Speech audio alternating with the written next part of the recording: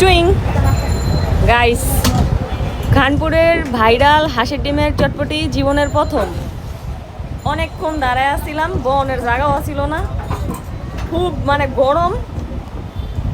এই যে অবশেষে আজকে তাও মানে দেখা শনিবার দেখা ভিড় আসছিল না। এটা হচ্ছে যে উপরে একটা লেবু, তারপর হচ্ছে বেরেস্তা, তারপর হচ্ছে একটা হাঁসের ডিম, তারপরে ফুচকা, তারপর নিচে হচ্ছে চটপটি। এত এত এত ভিডিও আমার আমার বাড়ির সামনে আইসে, আমি ট্রাই করি নাই।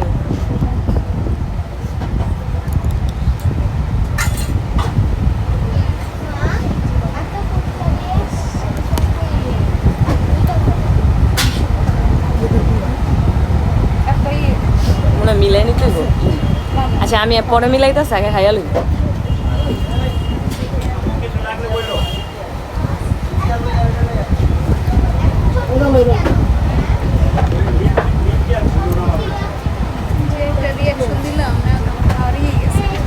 না না না, আমি ভালো মতো মিলাইলে হইতে পারে, মিলাইলে তো হইব।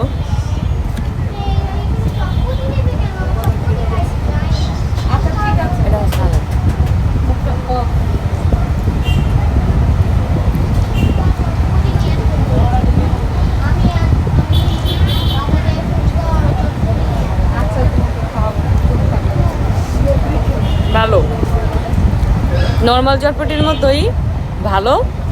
এরা শুধু উপরে হাঁসের ডিম বেরেস্তা এগুলো দিয়ে ডেকোরেশন কইরা তারপরে হইলো মানে এটার টেস্টটা বাড়াই দিছে। থাকে না যে দেখলে মনে হয় যে অনেক টেস্টি হইব, মানে খাবারের ডেকোরেশন দেখলেই তো খাবারের রুচিটা বাড়ে, এরকমই। মানে যে পরিমাণে লাফালাফি শুরু হয়েছিল ওমন আহামরিও না।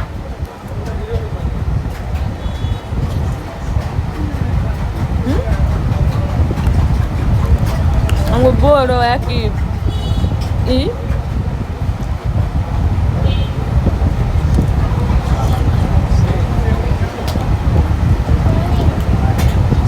নর্মাল, কিন্তু আমার কাছে ওই যে আলমাস পয়েন্টের আগে একটা চটপটি আলা বসে না, আনাম একটা মুরগির ডিম দিয়া করে, ওটা আমার কাছে বেস্ট লাগে অনেক।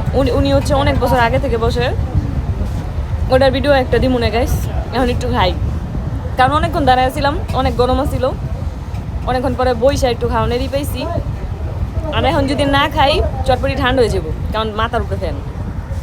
আমার কাছে আস্তে আস্তে বুট থাকবো, এই চটপটি ভালো লাগে। মাঝখানটা ঘিয়ের একটু ফ্লেভার আইতাছিল, আর যখন লেবু চিপা দিছি তখন এটা একদম টক হয়ে গেছিল, মুখের মধ্যে লাগতাছিল। মানে আমার কাছে খালি মনে হয়েছে এটারে যারা বেস্ট কইয়া কইয়া